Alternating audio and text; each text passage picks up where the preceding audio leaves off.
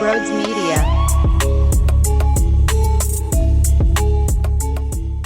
What is going on, everybody? Welcome on into Sports Talk with Broads. The Eagles sucked today. The Eagles flat out sucked today. Kenneth Gainwell dropping a pass. Devontae Smith dropping a pass. DeAndre Swift with the fumble.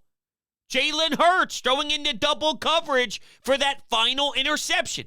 Now, I'm not looking at the box score and then fully running to the conclusion that Jalen Hurts was a full-on disaster because, quite frankly, when Lane Johnson went down and then he was running around and extending plays and creating all sorts of good stuff by utilizing his legs, I thought Jalen Hurts actually did pretty solid for the most part, except for, unfortunately, the last couple of throws, which does suck, and that is the most meaningful part of a football game. But if we are playing the percentages, this is rare. This is out there. This is not the normal Jalen Hurts. Majority of the time, when this team needs to find a way, whenever we put that label with a few minutes to go or 7 minutes to go, you have the lead, can you drain the clock?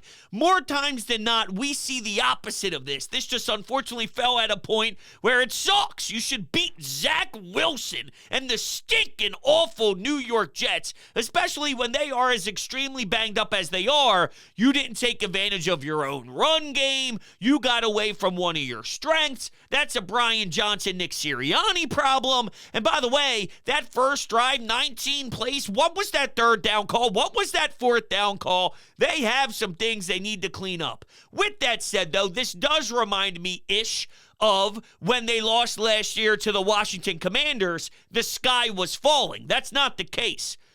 Now, the difference is the injury bug.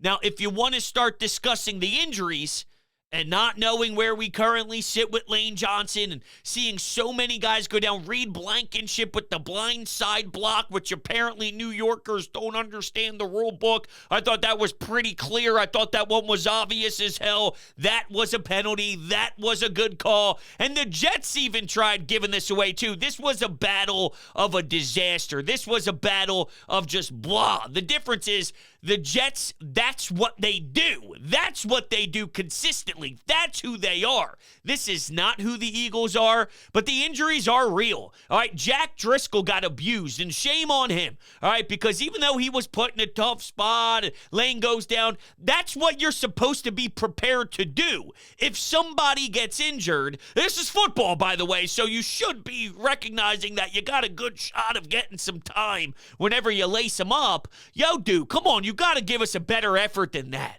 So some of those interceptions, the Dallas Goedert one was fluky as hell, but that gets punched out, and now your big fella in the trenches is getting an INT.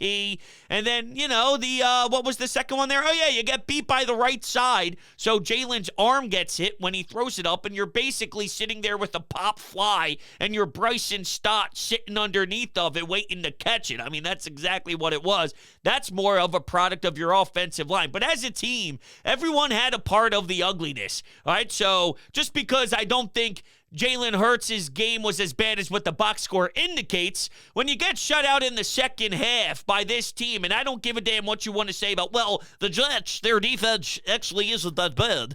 Well, they got a lot of guys banged up, and I don't care. You're supposed to be an elite offense that flies and soars and scores a bunch of touchdowns. So I want to see it against a Jets team that doesn't have an offense. All right? I know that team can't move the football. Zach Wilson stinks. He blows. A few plays with Garrett Wilson, with some guy, I mean, Josh Jobe, he got so many penalties. He loves to touch with his hands, huh? Oh, man, every single play, Mr. Touchy, I was calling him while watching the damn game, but he was getting himself into trouble. Elliott misses a field goal. The list goes on and on and on. The Swift fumble I mentioned. Devontae Smith drop pass. Gainwell drop pass. Ringo on special teams picks up a flag as well. So Nick Sirianni doesn't speak with any of the fellas after the game and lets the locker room somewhat discuss and internally figure this thing out and hold each other accountable. And I got no problem with that. You know, this isn't the first time I've seen a coach go with the philosophy of, I don't have to tell you. I don't have to sit here and scream at you and tell you what you did wrong. You guys are pros. I've seen Jason Kelce lose his mind 1 week ago when they were undefeated, still winning football games, never lost, because he wasn't thrilled with the red zone. And he got very emotional and apologetic about it because he thought maybe he crossed the line. I love the way he describes it. It's such a Jason Kelce way. When he's so comfortable with people, he tends to get on that super emotional side, and he gets too far, but he's a very emotional guy. When he was pissed off, it's all because I love these guys and I feel super, super close to them, and that's just a Jason Kelce way to explain it. You know what I'm saying? For me, it'd be like, yeah, I got fucking hot. All right, I got fucking hot on the sidelines because I'm aggravated. That doesn't need to be about how much emotional connection I have with the people around me. Damn it, I'm just pissed because I want to produce in the red zone. We're too good to settle for 3 points. We got to punch in 7. That's what we have to do. That's why I am just pissed off myself when I'm watching this crap when they do get close. I don't understand. I don't understand at all. And I don't understand how you lose this football game, you know? But I guess it does make sense when you rule out everything I just mentioned and you discuss how they shot themselves in the foot consistently with the right side of the line, man. Like I don't know. I just...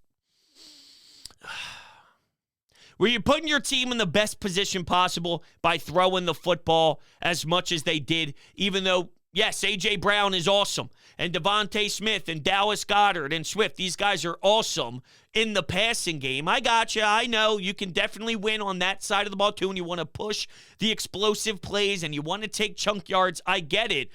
But are you helping out everybody involved, especially if you see how the game is going? If the game is trending a certain way, there was time when you were up just a couple of points where maybe you elect to run some clock and lean on it. Even though you're missing Lane, I still think you could have leaned on your offensive line more to create some gaps and run the clock and just get out of there with one. You go, whoo! You wipe the sweat off your forehead and you live to see another day.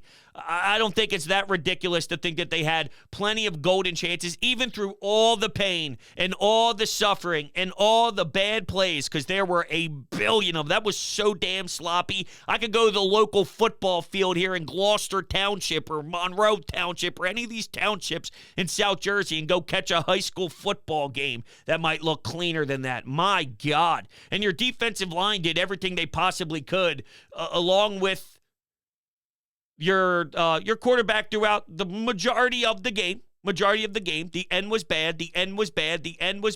But I thought I could look at Hassan Reddick and Jordan Davis got in there. Josh Sweat got in there. Fletcher Cox made a nice play. Milton Williams, after having to go down with some pain and he had an injury, he makes some noise. So between those two collection of people, quarterback and D-line, I thought for phases they were doing everything. I love that first drive play when Jalen was rolling to his right. There were 2 defenders on him, and he's stiff-arming them away as he's making the throw.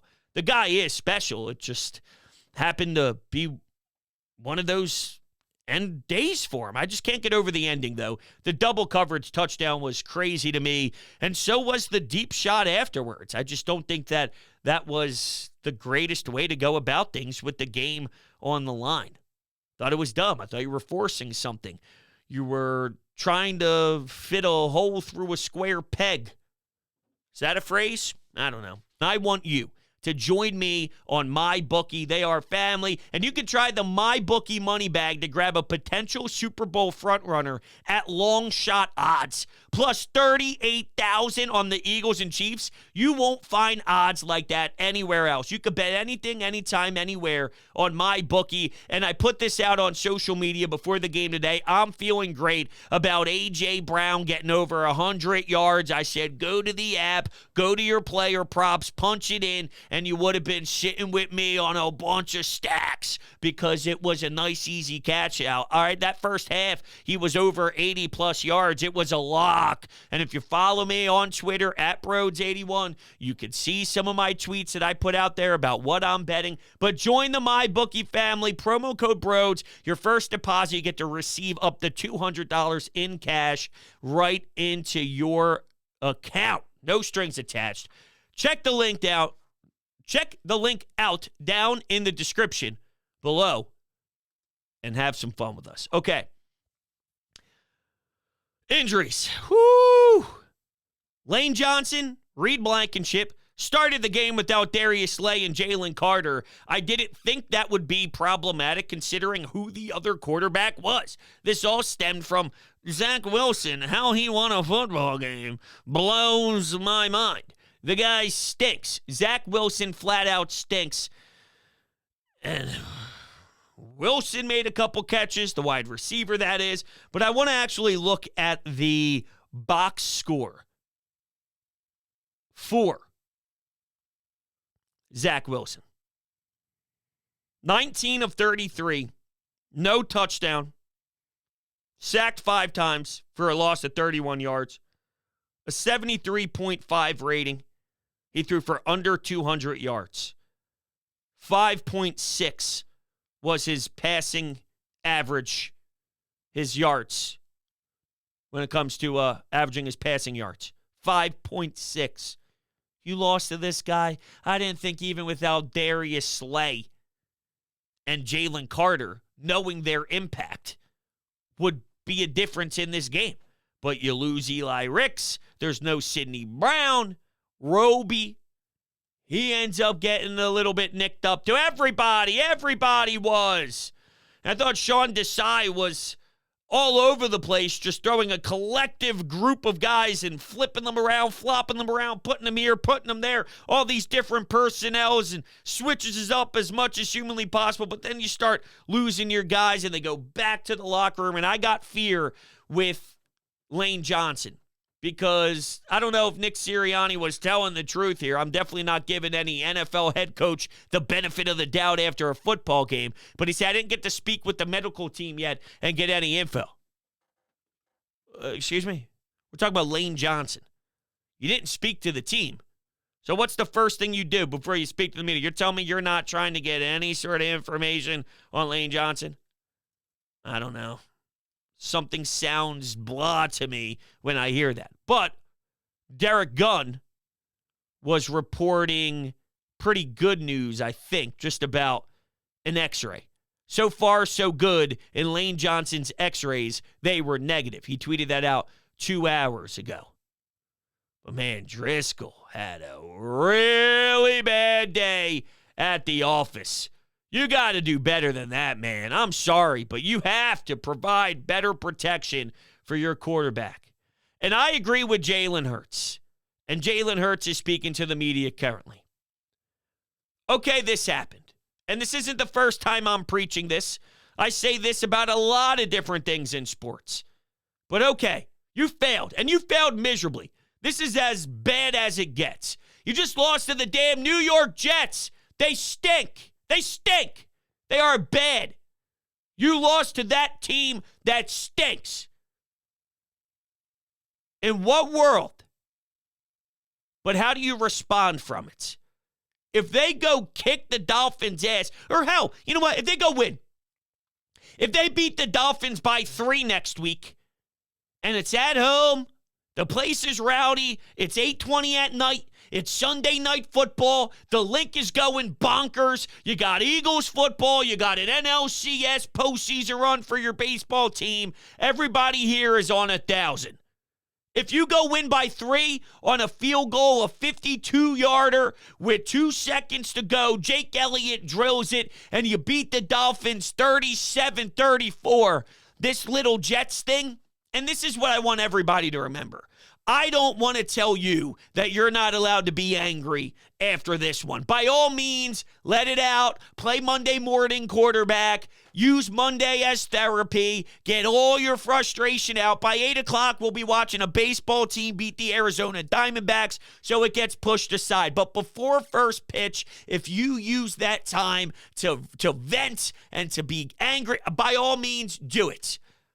I don't want you to think because X, Y, and Z happened today that's now going to project and happen every single week. There are a few things that I think there's validity in when discussing future problems because of something today. One is red zone, and that's because it's been a trend. And the other is Lane Johnson in the right side of the offensive line. There's still a lot of great talent on this team up front, but you could see the clear deficiencies. When you're Jalen Hurts, you get the luxury of not ever having to worry for 1 second if you get sacked to your right side. It doesn't happen. It's non-existent. Sacks against Lane Johnson are a myth. It is not real life. So when you're Jalen and you get the ball and it's being snapped, not for a second do you have to process that. When you're looking through your progressions, well, things change. And I mean, I thought for the most part, though, if guys caught the football, he handled it as well as you could have.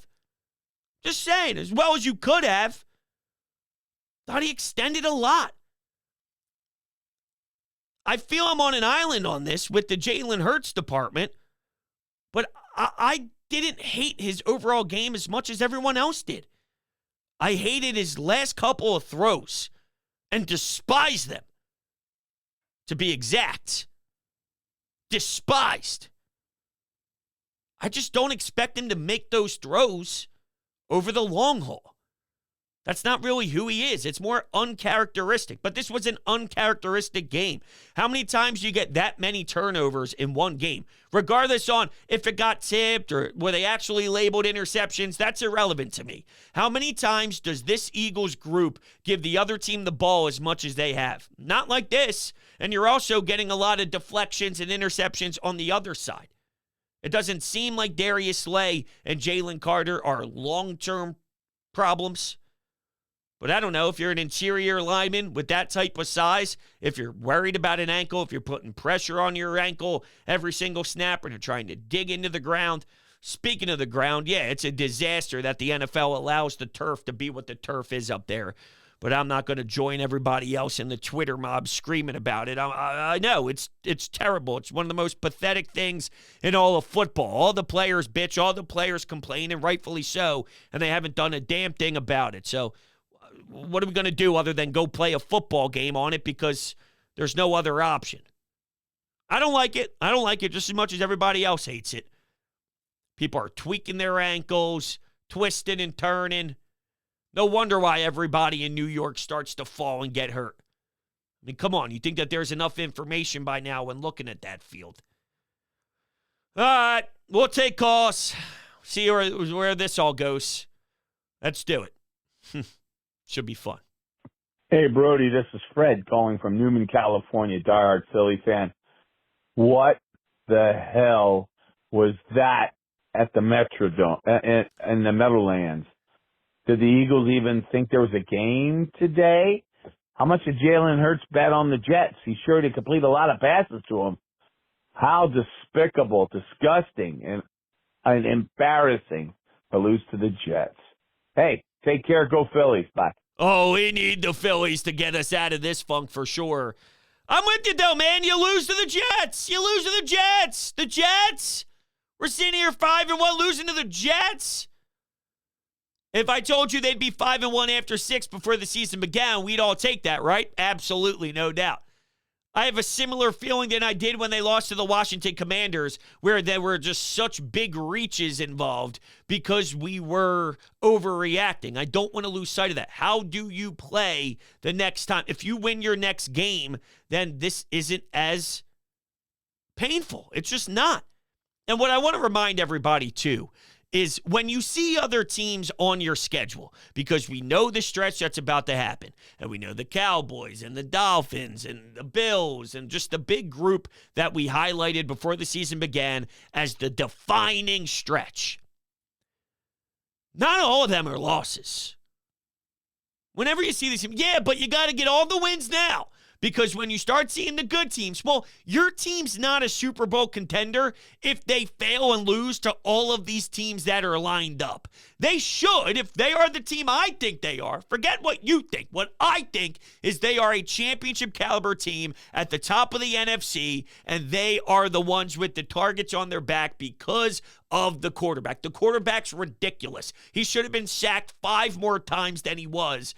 he was close. He was close, but he's escaping. He's hurdling a couple bodies when guys are on the ground near him because the pocket's collapsing.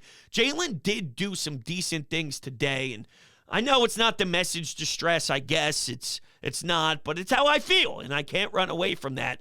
This team, if they are a championship caliber team, then against these good opponents, can you go 3-2 in 5 games? I'm just using the 5 games as an example here. Can they go 3-2?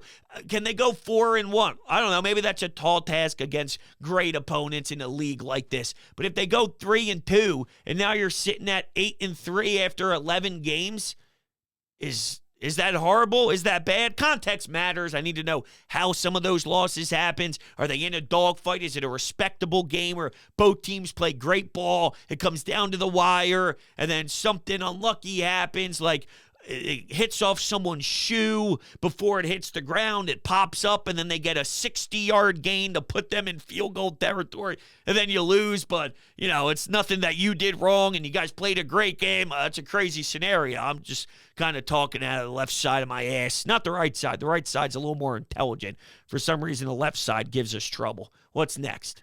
That was fucking terrible.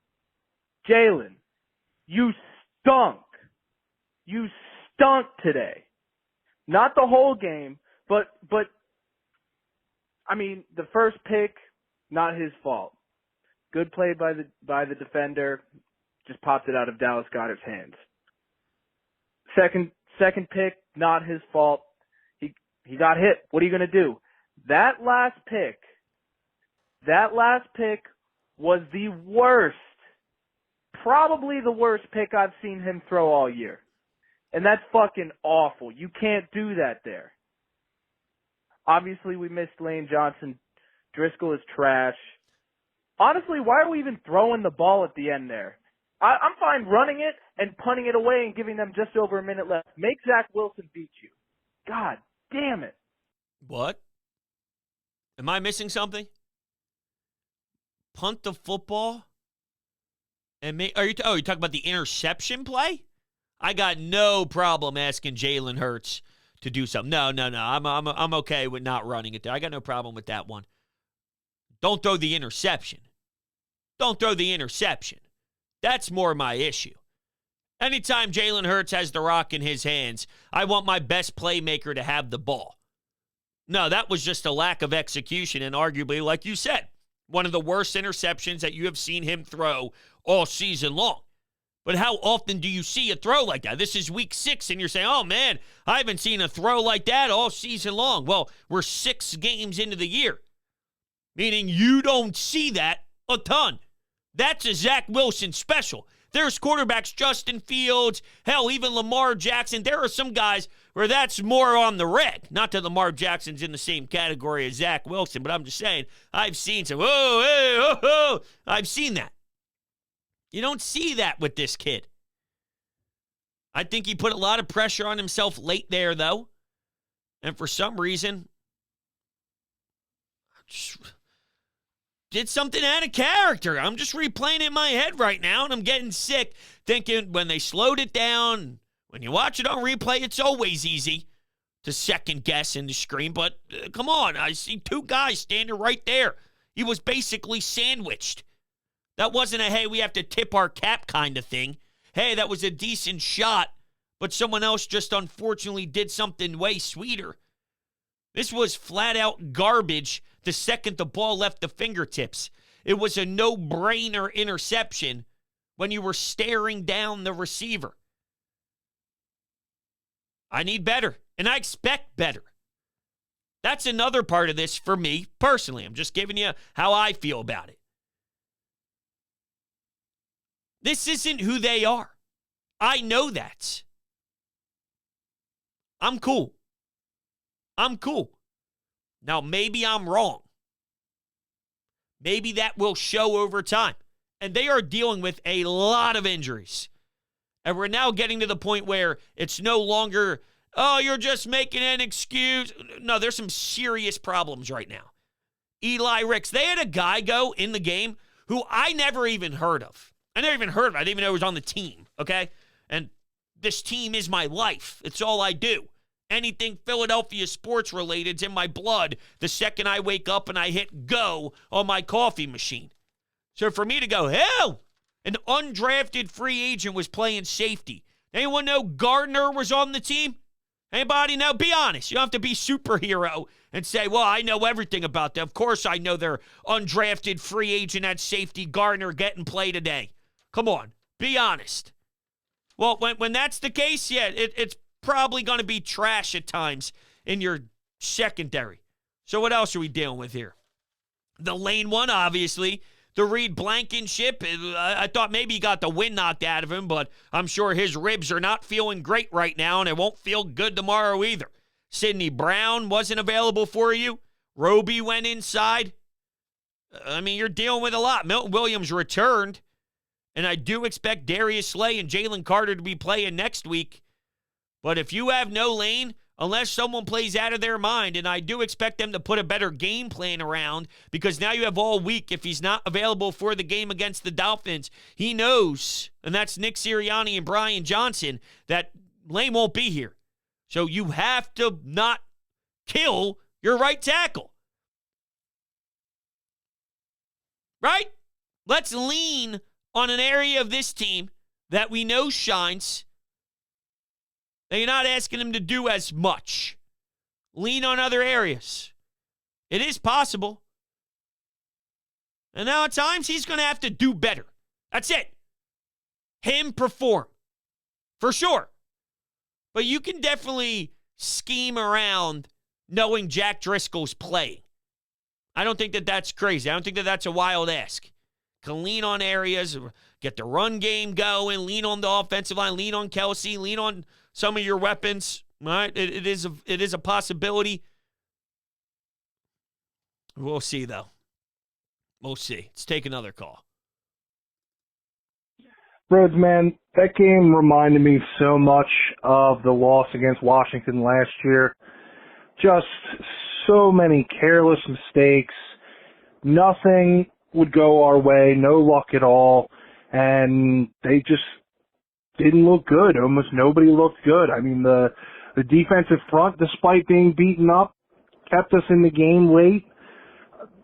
But all those injuries in the secondary and, you know, God forbid if these injuries on the O-line don't heal up this week. Not good, man. Not good. Not good. Not good. I will double that. Not good. Hassan Reddick was a monster, though. That guy has been everywhere over the last couple of weeks. The sack numbers are starting to shine, which is fantastic. You're even seeing Jordan Davis get on the stat sheet, getting the sack as well. But, yeah, BG was in there. I think he got credited for a half a sack. Maybe it was a half a sack with someone else, Josh Sweat. But Hassan Reddick was everywhere. The dude is starting to really turn his season around. You used the word careless, and I really like that word. That's a great way to describe it. And I think the moment I knew it wasn't their day and it would probably slip was the second that Jake Elliott missed the field goal. Once he missed the field goal, you go, okay, well, yeah, that about does it. That about wraps things up. Yeah, that about describes today. Sucks, doesn't it? Good thing we got the Phillies winning game one. That can help turn us around and feel better in this city. That's the greatness about a team also being played at the same time that the Eagles play because, well, then you have something to distract you. All right, everybody, I love you to death. You're fantastic people. You know that. Love you. I love you. I'll be talking to you soon. See you on the next show.